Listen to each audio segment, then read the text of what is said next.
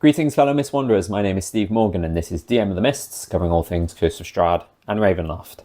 I've covered off a few Mist Wanderer NPCs in the past, from Van Richten's Guide to Ravenloft, such as Esmeralda Davenir, Jan the Sunstar and Ferran Zalhonen, and I really want to do the titular man, Dr. Rudolf van Richten, at some point. You'll notice now, if you've seen my past videos, I used to always say Richten, which I always knew was the wrong pronunciation. But now I decided to train myself and just say it properly, and even though I still use the old pronunciation for my players, so because that's what we're all used to. This video is about the Weathermay-Foxgrove twins, Laurie and Gennifer Weathermay-Foxgrove, who have, or at least one of them, as I'll explain the circumstances later, has played a big part in my campaign so far, my ongoing 5th edition Ravenloft domain helping campaign.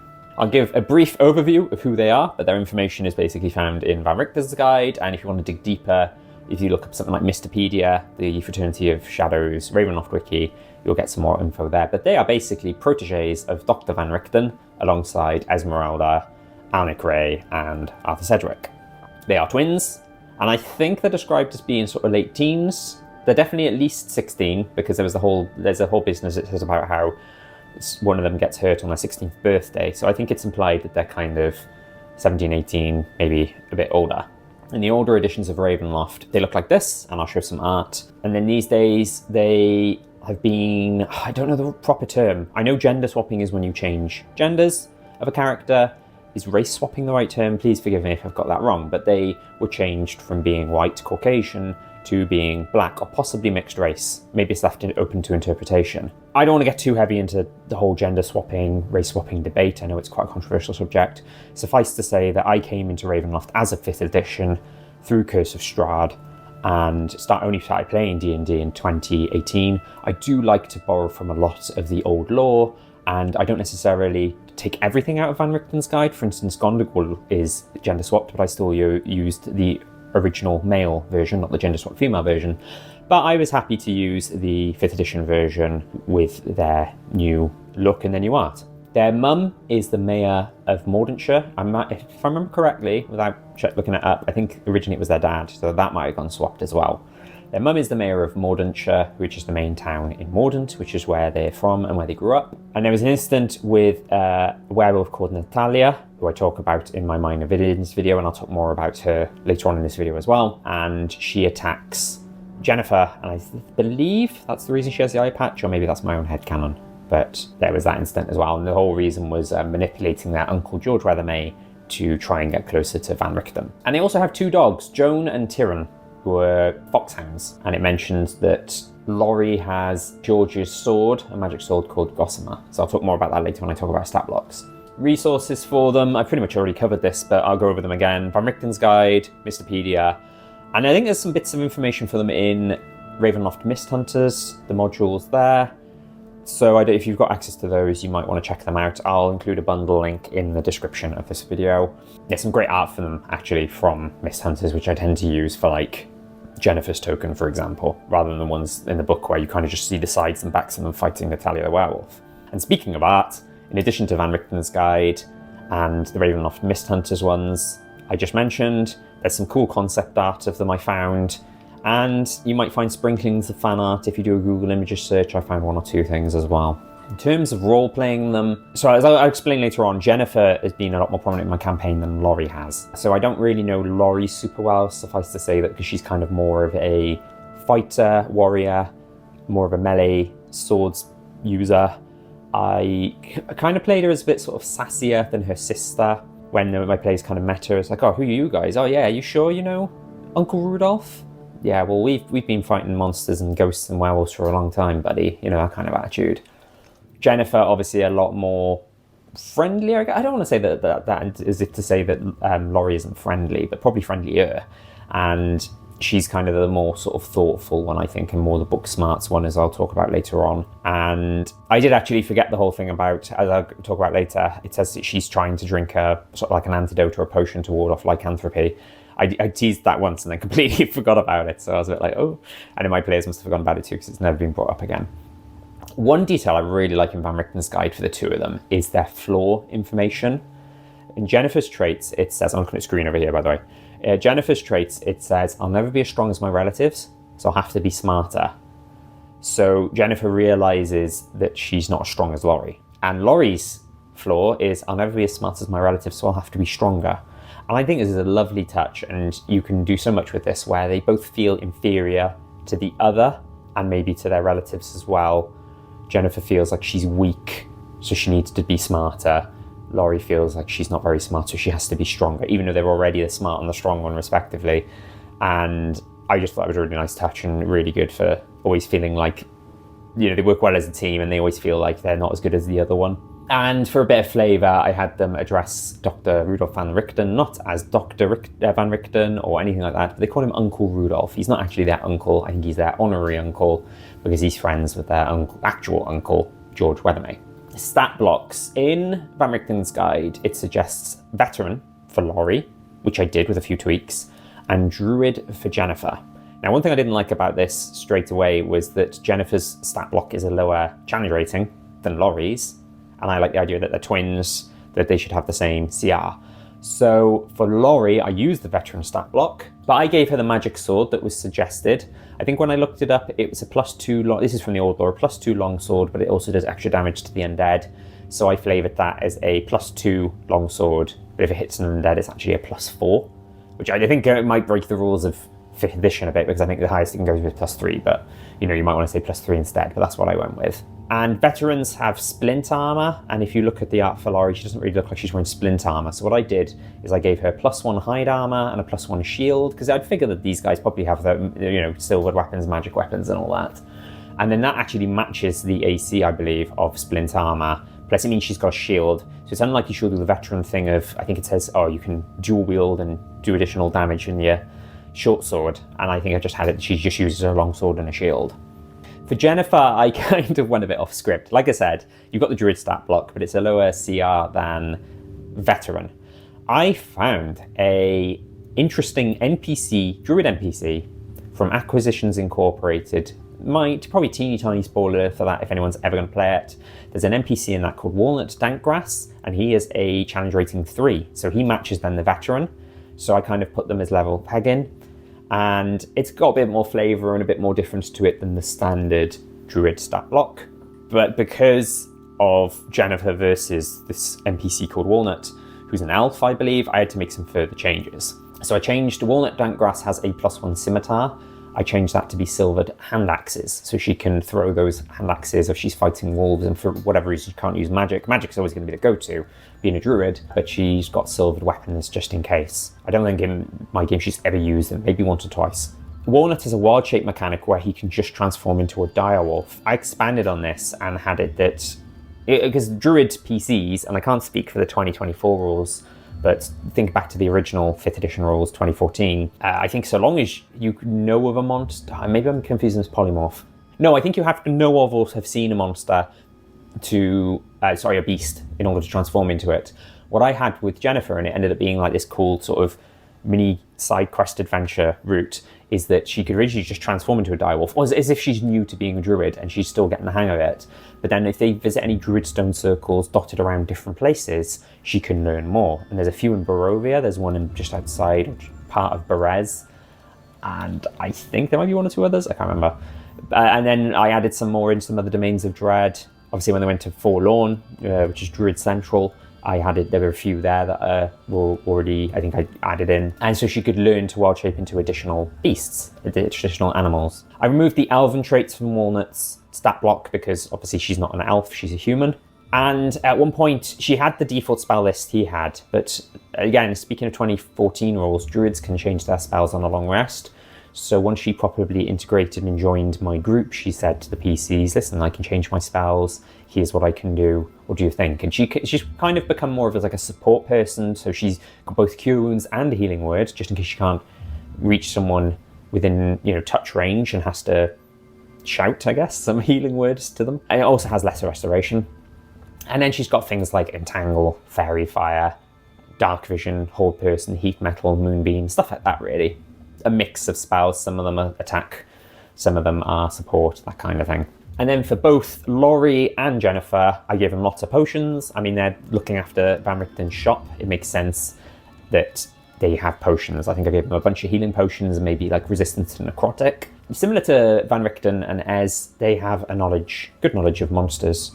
And whereas I treat Van Richten as a walk-in monster manual, no check needed, you show him anything in the monster manual and beyond, well, you wouldn't show him, you know what I mean? If anything that's in the monster manual or beyond, even if it's not really Ravenloft flavored, and it's just like some like random demon or devil, perhaps, he knows what it is. Esmeralda, I had it where I think she'd have to probably roll a history check and get like, if she rolls a 15 or higher, she would know. Maybe with Weathermay-Foxgrove twins, it's not as high. Maybe they have to roll a 20 or higher to know a monster inside out. 15 is then maybe they know a few weaknesses. But Mordant, where they're from and where they've lived, is just full of ghosts. So I would say if there's anything about ghosts, they can do that roll with advantage. Or maybe they automatically know, like how Van Richten automatically knows.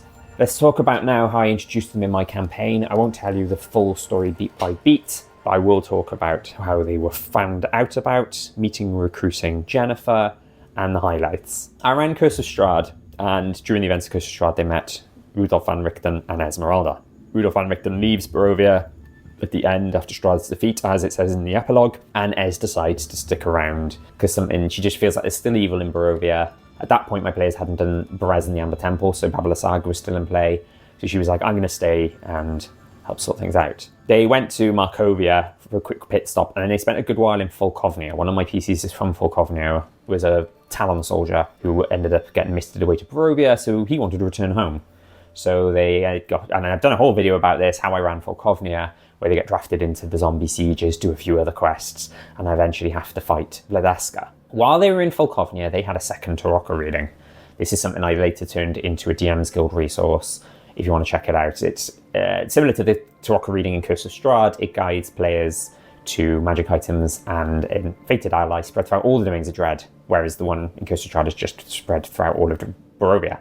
And the ally choices, so for the actual DM's Guild resource, there's 3 clues per card, but when I did it in my own game, I only did 1 clue per card, and I think there were still 14 ally choices, and it could have been Van Richten again, Esmeralda, a couple of other people who survived Curse of Strahd, a couple of other Mist Wanderers, one of them might have been Jan the Sunstar, and one of the options was Laurie Weathermay-Foxgrove, and another was Gennifer Weathermay-Foxgrove, and they ended up getting Gennifer, and they were told about this druid. Watch out, her twin sister may not let her leave so easily. So when they finished Folkovnia, they went back to their base in Barovia, met up with Ez, and they told her the clues. And she said, I actually know twins, and one of them is a druid. They're called the Weathermay-Foxgrove twins. They're fellow proteges of Van Richten, and they live in a domain called Mordant. You should go find them. So I don't know if they went to Mordant straight away. They might have gone some other places, but eventually they go to Mordant to seek out Gennifer. They arrive in Mordant and then go to Mordantshire, and they arrive at Van Richten's shop, which is where Ez told them they would probably be, and they encounter, there's a whole thing I talk about in my Minor Villains video and possibly some other videos, where there is an encounter where the shop is under attack from Natalia the werewolf and some of her werewolves, and Alcio Metis of Darkon, who's a vampire, brother of Baron Metis from the Old Law. Sorry, sister of Baron Metis is the brother. And then she's a vampire with a cool looking katana. Probably some of my favourite art in the whole of Van Richten's Guide, to be honest with you. And with some vampire spawn. And they help the Weathermay-Foxgrove twins to scare them off. And both Natalia and Alcio escaped. Some of the werewolves escaped, I think, and Alcio sacrificed her vampire spawn to keep attacking while she made her escape. Like I said, I talk more about that in the Minor Villains video. I even did a map of the outside of Van Richten's shop based on an old, it's either Dungeon Magazine or Dragon Magazine snippet where it shows art of what it would look like inside. I also used for the door the art that's in Van Richten's Guide. So they meet the twins, and at first they're thankful for being helped, but they're skeptical. Who are you guys? What are you doing here? And then they explain they know Ez and Van Richten, and I think it's one of those things where it was like a prove it, how do you know them kind of thing, and probably said something that they knew only they would know. And I think, do you know what it was? I think Laurie said, oh yeah, well how's Ez's arm doing? She lost her arm to a werewolf. And my players went, oh, it's actually her leg. She's like, all right, fine, you do know her. Because obviously if they'd said, oh yeah, her arm's still a bit sore and she's getting used to it, she'd be like, aha, she doesn't have a prosthetic arm, she has a prosthetic leg. So that was the proof then that they were telling the truth and they knew. They tell Gennifer and Laurie about the card reading. And Gennifer and Laurie play it as inseparable. And they're like, you want us to separate because some Vistana said Gennifer should go with you. We don't even know you. You know, yes, you're friends with Uncle Rudolph, sorry, not Van Richten, and Esmeralda, but my sister Jennifer's not just going to go off with you. What are you thinking? And then they're like, well, listen, okay, our mum is the mayor of this town. She's asked us to investigate something. There's something going on in her house, possibly a ghost. Come with us. Leave your friends here, because they had a few like NPCs traveling with them, such as Victor Valakovich from Curse of Strahd, and I think they had Rictavio's saber-toothed tiger, who can now talk and is intelligent, which is all because of what happened in Markovia. I talk about more about that in my Markovia video, and basically say, come with us. It'll just be you guys and us two, and they leave the dogs behind as well. They ask like Victor Valakovich to man the shop. Oh no, there is from Strahd, the War Against Azalin. It introduces Mrs. Hayward, and I've forgotten his name, sort of brutish character. She's like a bookshop owner, and she was actually there, and she was like, oh, look after the shop with these folks, and put Victor behind the counter where he's looking a bit like uncomfortable and confused. It was quite funny. Sorry, digressing. So they go to their mum's house, and as they arrive, mist sweeps all around them, and when the mist clears, the house looks different. And Gennifer says, I know of this house. I've seen it in Uncle Rudolph's notes. I think it's called the House of Lament. And I then ran House of Lament for my players. My players at this point were like level 11, level 12, albeit I only had 2 players. So I think it was literally just 2 PCs, a wizard and a paladin. I've got 3 PCs now, 1 player returned and rejoined. But at the time it was just 2 PCs, Gennifer and Laurie. Oh, and they had, I'm not going to go into this, it's a long story, but they had a undead silver guard drake companion, like pet, if you will, which was there's an addition I made to Argynvostholt in Curse of Strahd, and I talk about this in my homebrew changes for Curse of Strahd video. But yeah, she came along as well. So it was actually 5 of them, but 2 PCs, 2 NPCs and a pet essentially. So it was quite a smallish group for running it. And I didn't need to upscale it too much. I did upscale some of it, but what I did is I had it that they couldn't long rest there. I think the original House of Lament, it's suggested they might have to take a few long rests because they're only like level 1 and 2 and stuff, as well as doing short rests. So they were there, it was quite tight time-wise. And I had 2 of the 3 apparitions and ghosts in play. I had Dolk Dranzorg, the sort of warlord, and Mara as well, who's the sort of woman who is the enemy to Dolk, and vice versa. I might do a video where I talk about upscaling House of Lament, we'll see, and talk about what other stuff I did. So Laurie, they do, in the House of Lament as well, there's a spirit board, and that's how they talk to the spirits of Dolk and Mara. And Laurie stays in that room, so when they're going about exploring, it is literally just the 2 PCs, Gennifer and the pet. And that's at the point where I had Gennifer at one point was rolling stealth checks every now and again to see how subtly she could drink out of this bottle. And one time she failed, and I said to my PCs, oh, you see Gennifer slip out a bottle, have a swig, put it back. And my PCs didn't say anything about it, and if they'd asked her about it, she might have said, and ironically, one of my players has Cure Wounds, so he'd just been like, oh, here we go, cast Cure Wounds on you, job done. And then I completely forgot about it for the rest of the campaign, so it seems a bit silly to add it now. And they did House of Lament. I loved running Dolk Dranzorg, who I just played as this kind of like complete scumbag, warlord, villain, and every time he got hit by attack, he sounds like the name sounds like a wrestler, so every time he got hit, I was like, ugh. And then again, especially with radiant damage, kind of thing. It was lots of fun. And they leave the house, the mist circles them again, and then when the mist clears, they're back outside their mum's house, the mayor's house, properly. And then it turns out that it wasn't a ghost, it was just a cat or something. I can't remember what I did. So it was like, there's actually no problem in the mum's house, it was all the House of Lament. So they go then to the Sea of Sorrows, where they understand that one of the Tarokka items from the second Tarokka reading was going to be, and that's Gennifer going with them, and Gennifer and Laurie say their goodbyes. Laurie says, well, I'll stay with the shop and leave you to it. And then they had a bunch of adventures where they traveled to different domains, such as after the Sea of Sorrows and some of the islands. Done a video of Sea of Sorrows as well, by the way. Naranjan, Demonliu, that's another video. Valachan, another video I've done. I'll see if I can link, well, I think I can only put so many in as it appears underneath the video, but you can always just dig through my old videos and find them for yourself. One cool thing I did as well was there's a bit of a chemistry, a bit of a sort of slowly growing romance between her and Victor Valakovich, who I think I've also aged as kind of like late teens, early 20s. Victor Valakovich is the Burgomaster's son in Curse of Strahd, and he's not a good dude. He's a very grumpy teenager. He did awful things to Stella Wachter, and he's irredeemable, or at least that's how I was playing him originally. And there was a bit as well where after the coup with the Burgomaster, my players then had a sort of falling out with the Wachter family, and the Lady Wachter and her assistant Ernst, her like sort of spy Ernst, got killed, and Victor was the one who killed them as well, cast Cone of Cold while invisible, and completely just like froze them to death. So he, it was during a battle. Murder would probably be, some people might say it's murder, some people would probably just say, well, it's a battle and self-defense. But yeah, one of my wizard PC has put a lot of time and effort in looking after Victor, and I don't want it to be a case of he's irredeemably evil. I think he's kind of, the wizard has done so much work that he's kind of made Victor, given Victor a second chance and be less of a teenage scumbag, a teenage dirtbag. And sorry, I'm going off on this tangent just because people might argue otherwise. It seems a bit weird then that he has this kind of romance and this chemistry with Gennifer. And yeah, if I'd played him rules as written, that probably would be a bit weird, but he's becoming very slowly redeemed, and he's less evil now, and he's becoming a good guy who's fighting, alongside the players, fighting evil in the Domains of Dread. And so I think it's kind of an interesting thing there that him and Gennifer just kind of, it's just like under the surface, and there's just a few things I think, I can't remember some of the examples. I think there might have been a time when Gennifer was just like, oh, you look nice today, Victor, and he's like, oh, thanks, and goes bright red.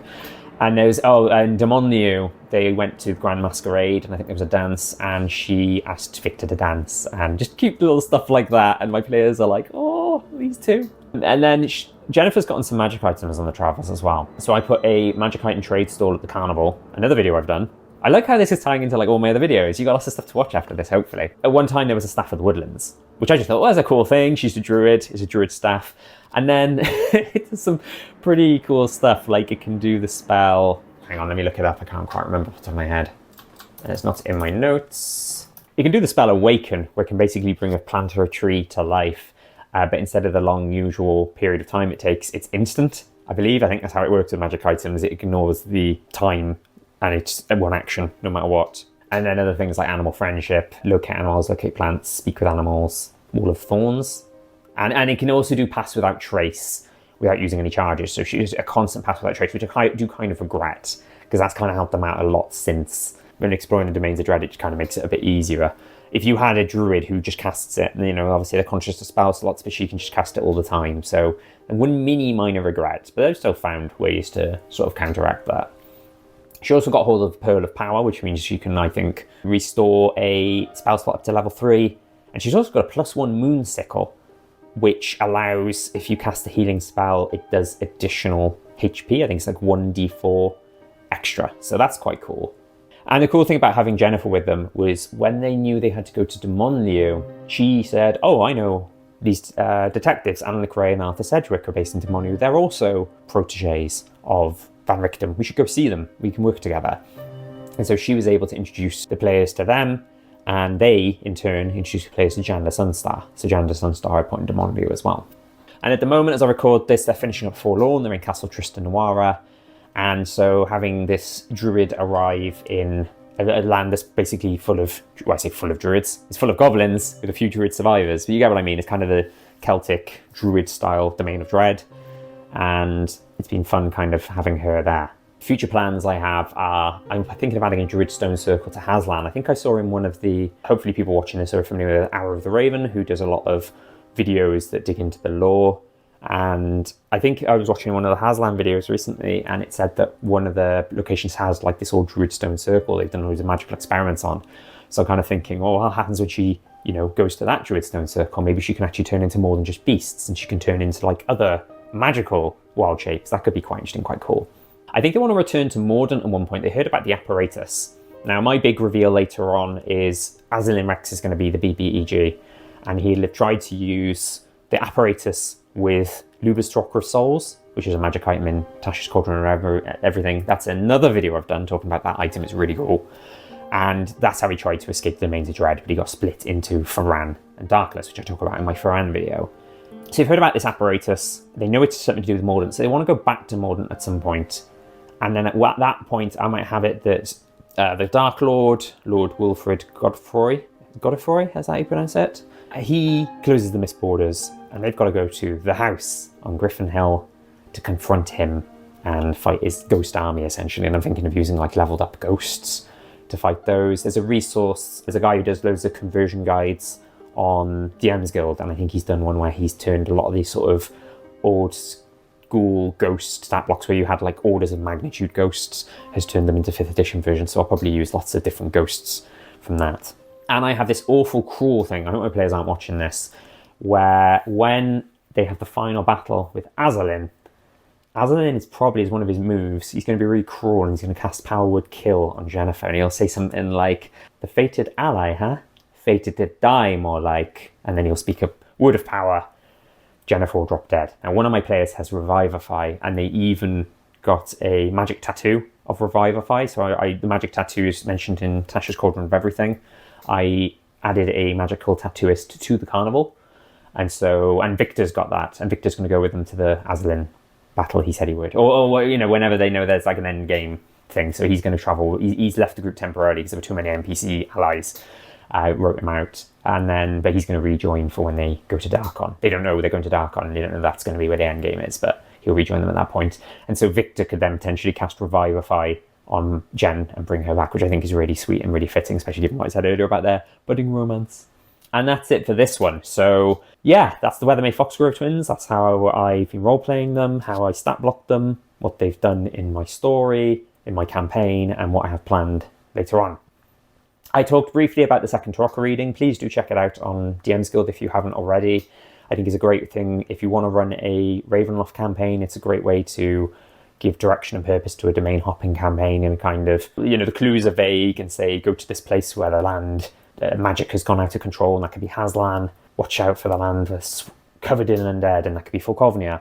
That's the kind of thing. You know, it gives the players, they think, well, we need to find these lands and go to these places, and I tied it into a whole sort of prophecy kind of thing, and to make it so that they couldn't just, you know, leave the Domains of Dread, see you guys, and do something else. So it's tied to the story. It's given them reason to want to willingly explore the domains amidst the mists. Next Ravenloft videos, I think I want to do a video for Annalik Ray, Arthur Sedgwick. I talk about them in my Demonio video, but I could do a video talking more about them specifically. I want to do a dedicated video for Gondogul. Gondogul I talked about in my Fulkovnia video, but I think I want to cover Gondogul more, especially because I think one of my players, their patron is Ebonbane of the Shadowlands, and Gondogul is a member of the Circle, who are a group of knights who have ties to the Shadowlands.